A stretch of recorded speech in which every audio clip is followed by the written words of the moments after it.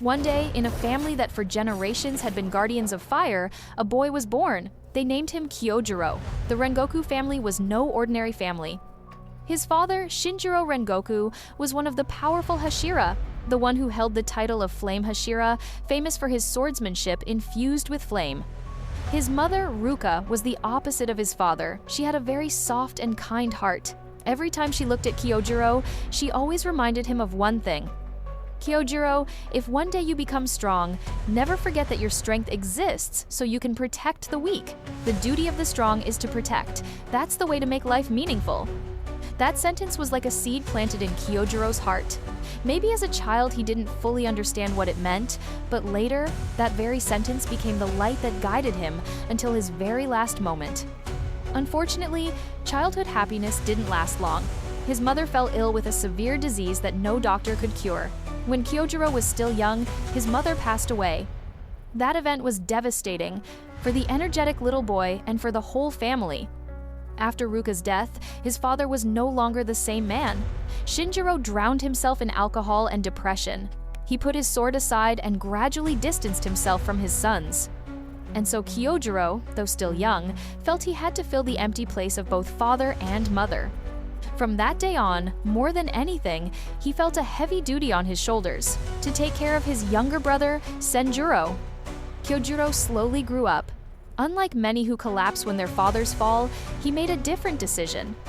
I must become strong, just as mother wanted. He began to train, day and night. Sometimes he practiced until his hands blistered, his body trembled, and he collapsed to the ground. But he always got back up again. When he was finally old enough, he joined the Demon Slayer Corps, and of course, the path wasn't easy at all. On one of his first missions, he faced a demon whose flute distorted people's minds. The battle was so harsh that Kyojuro's hearing was permanently damaged, but he didn't give up. He fought so much, bled, trained again and again, until at last he defeated a very dangerous opponent, lower rank 2 of the 12 Kazuki. That very battle proved that Kyojuro deserved to become one of the Hashira. From that day on, everyone called him Flame Hashira. Kyojuro had become a Hashira, but what made him special wasn't just his swordsmanship and strength. He had a unique spirit. He always spoke loudly and energetically, as if there was a fire burning inside him that never went out. While other Hashira were sometimes cold or prideful, Kyojuro was the opposite kind and friendly.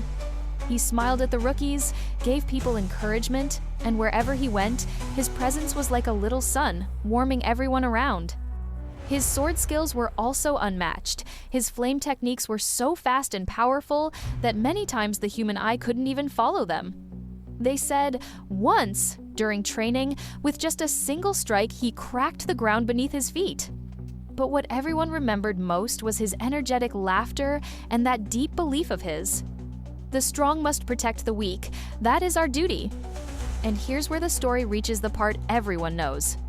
One day, news spread that on the Mugen train, people kept disappearing. The mission was entrusted to Kyojuro. When he boarded the train, the first thing he did with that usual energy of his was to eat a few bentos, lunchboxes, and smile, saying, "Delicious." It was right there that he met Tanjiro, Inosuke, and Zenitsu, who joined him. It didn't take long for the truth to be revealed. Behind it all was a powerful demon named Enmu. Enmu trapped people in false dreams and held them in nightmares. Many were caught inside that train. But Kyojuro stood tall like a mountain. With his blazing strikes, he saved the passengers, secured the cars, and made sure not even a single child was harmed. But that was only the beginning. Just when everyone thought it was over, Akaza, one of the upper rank 3 demons, appeared. This demon was far stronger than Enmu. When Akaza saw Kyojuro's power and potential, he offered him a deal. Become a demon. That way you'll never die. Your strength will multiply. But Kyojuro's answer was firm, as always, no. The beauty of human life is that it ends one day. Death gives life its value. I will never give up my humanity. And then, a battle began that no one would ever forget. Their strikes clashed like thunder. The ground shook. Tanjiro and Inosuke couldn't even clearly see what was happening. Kyojuro was wounded again and again, blood pouring from his body, but not once did he back down. He fought until his sword reached its final technique, Rengoku, a blazing, full-bodied strike. But his body could no longer endure. Akaza managed to land a fatal blow on him, and yet, even as death drew near, Kyojuro still held the enemy back, making sure none of the passengers would be harmed. Dawn was breaking. Akaza was forced to flee as the sun rose.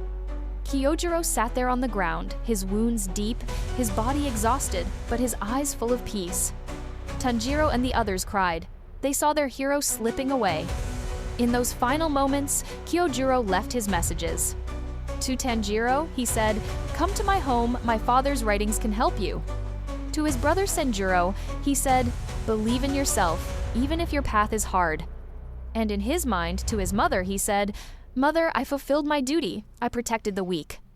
And then he smiled, that same warm, eternal smile. And quietly, he went.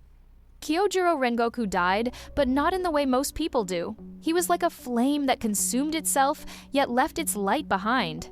Tanjiro, Inosuke, and Zenitsu never forgot the man who stood before them.